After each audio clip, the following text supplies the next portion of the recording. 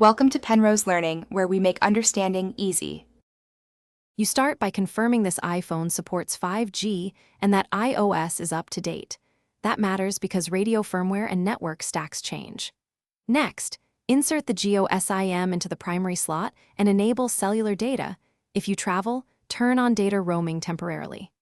Once done, watch for carrier settings update prompt and install it. Carrier updates often fix APN and band selections automatically. These steps set the foundation, so the phone can register on Jio's 5G cores. You now configure the specific network options to force proper registration. Go to Settings, Cellular, Voice, and Data, and select 5G Auto or 5G depending on battery preference. This tells the modem to negotiate 5G NR bands. Then verify the Jio APN values. If anything is wrong, reset network settings.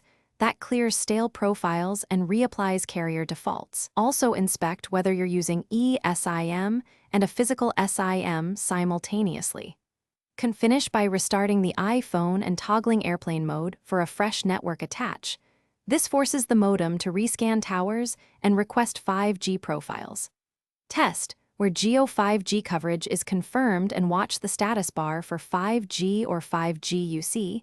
You can also use field test apps to confirm NR bands.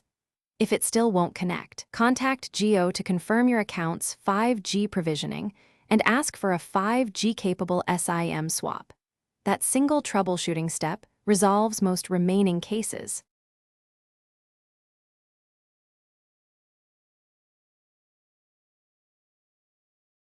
Thanks for watching. If this was helpful, leave a like and consider subscribing. See you next time.